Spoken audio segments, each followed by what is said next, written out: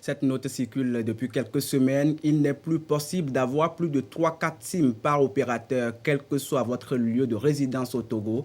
Si vous en avez plus, vous avez jusqu'au mois de novembre pour vous conformer à la règle. Qu'est-ce qui motive cette décision du ministère en charge de l'économie numérique? Comment la population l'accueille-t-elle? Richard Mega est allé aux infos.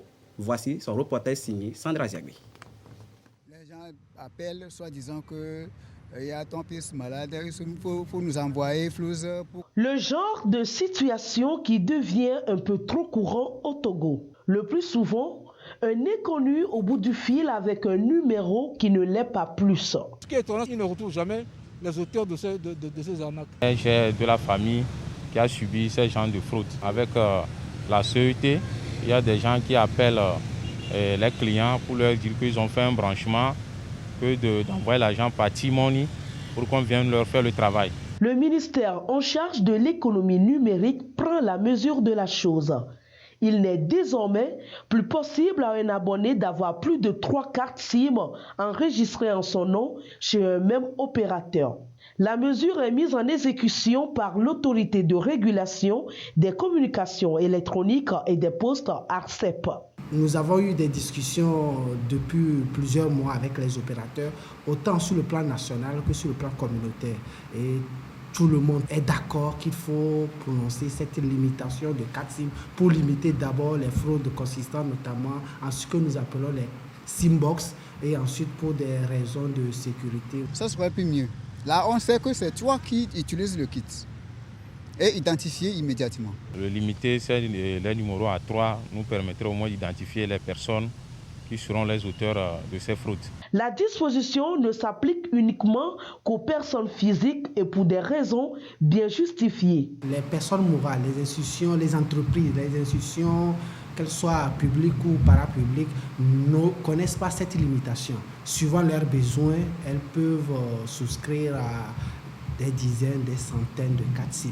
L'avantage, c'est qu'on connaît l'institution qui est derrière un certain nombre de numéros. Il arrive que les gens soient identifiés dans la base de l'opérateur comme détenteurs d'un numéro qui ne le sont véritablement pas. Voilà une occasion qui nous est permis aujourd'hui de fiabiliser la base de données, être sûr que quelqu'un n'utilise pas un numéro en votre nom sans que vous ne le sachiez. Parce que derrière, si ce numéro est utilisé pour commettre un délit, un crime, vous devez répondre. Le temps que vous ayez l'opportunité de prouver que vous n'étiez pas derrière l'utilisation de ce numéro, vous aurez subi la rigueur de la loi. Le délai court jusqu'au 10 novembre prochain pour se conformer à cette nouvelle disposition. Et cette décision du ministère en charge de l'économie numérique nous intéresse. Et pour en parler, nous sommes sur ce plateau avec le conseiller en communication et partenariat de l'autorité de régulation des communications électroniques et des postes, Hervé Pana. Bonjour. Bonjour, M. Sela. Merci d'avoir accepté notre invitation. C'est un plaisir. Vous venez de suivre avec nous le sujet. Pourquoi est-ce important aujourd'hui de limiter le nombre de 4 SIM à 3 par opérateur dans notre pays? Écoutez, comme vous l'avez dit, et comme le montre très bien votre reportage, nos citoyens sont très matures par rapport à ce marché.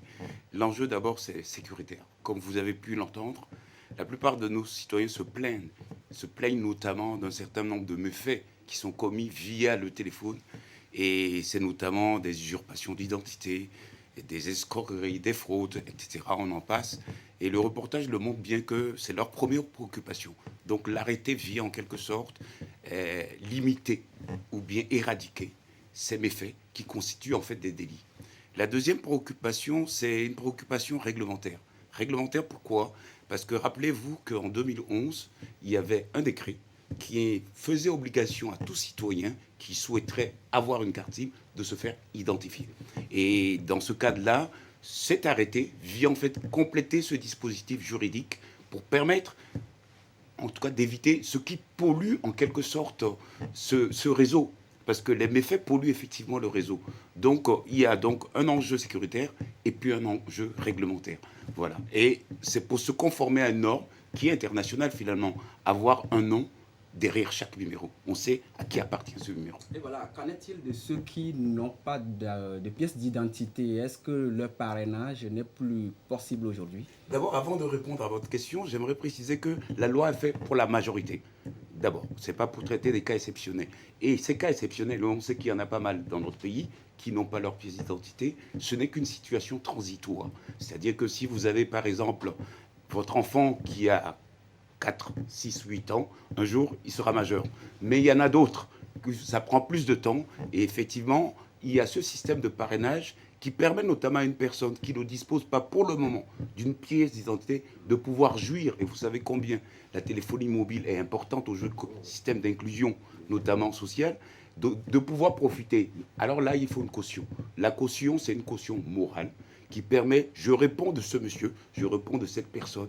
Et le chef de village est la personne autorisée notamment parce que c'est une autorité morale reconnue.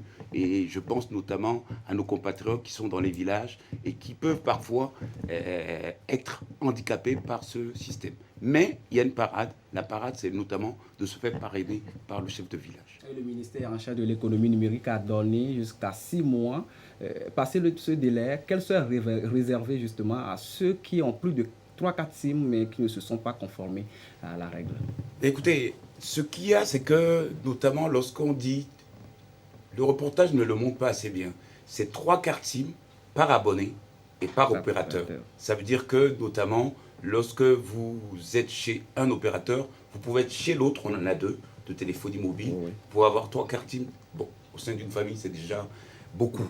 Sachant que la question que vous posez a trait plutôt quelles sanctions notamment il pourrait y avoir. Bien sûr. Mais vous savez, comme l'a dit M. Kadiri Ourouagoro, qui est le directeur des affaires juridiques et de la protection des consommateurs de l'ARCEP, nous faisons tout. Nous avons mis en place une commission avec les opérateurs où nous travaillons. Nous avons plusieurs séances de travail pour pouvoir mettre en pratique, puisque c'est l'ARCEP qui est chargé de mettre en œuvre cet arrêté pour travailler de concert. Parce qu'il ne faut pas voir en l'autorité celui qui vient sanctionner forcément. Lorsqu'on peut ne pas sanctionner, c'est mieux. Et c'est vraiment un dernier recours. Effectivement, la loi sur les communications électroniques, notamment son article 31, autorise, notamment, donne une prérogative à l'ARCEP pour pouvoir notamment sanctionner en cas de déférence. Mais je ne pense pas que nous en arriverons là, parce que c'est un acte citoyen en fait. On a parlé de sécurité, on a parlé de la loi, et tous nos compatriotes ont bien compris que tout le monde y gagne finalement.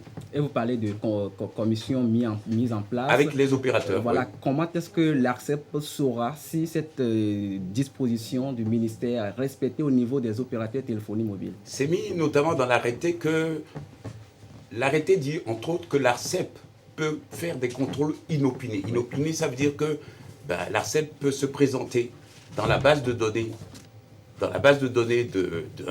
des opérateurs pour contrôler si effectivement son fichier, sa base de données, tient compte de cet arrêté-là. Et une fois encore, je pense que le travail qui est en train d'être amorcé, et nous allons nous lancer tous ensemble d'ailleurs, avec les opérateurs, dans une campagne de communication qui a déjà commencé, et j'en profite pour vous remercier de nous inviter sur ce plateau, mais très vite, nous allons commencer une campagne nationale d'envergure pour pouvoir faire comprendre à nos concitoyens qu'il y va de leur confort, de leur sérénité. Et ce serait dommage que, passé ce délai, on en vienne à supprimer vos numéros préférés. Parce que c'est ce choix qu'on leur donne de pouvoir choisir leurs 3 numéros préférés chez un opérateur. Voilà, pour terminer, peut-être pour vous laisser partir, clairement, combien de 4 SIM par Move au Togo.com pour une personne physique au Togo? Une personne physique peut avoir 3 cartes chez Togo.com, Togo Cellulaire, et 3 cartes chez Move Africa Togo. Maintenant, je parlais des parrains, j'ai parlé notamment du chef de village, mais vous-même, si vous avez des enfants, il faut le comprendre comme ça, qui sont mineurs, vous pouvez également leur prendre des cartes. Donc ça veut dire qu'au sein d'une même famille, il peut avoir plusieurs cartes. Donc cette restriction, vraiment, c'est-à-dire que ça va dans la main. Tout le monde y trouve son compte. Même pour les opérateurs de téléphonie mobile, ça va permettre, comme l'a dit M. Ourouagoro, de fiabiliser et de sécuriser leur base de données. Hervé Pana, vous êtes conseiller en communication partenariat à l'ARCEP. Merci pour tous ces éclairages.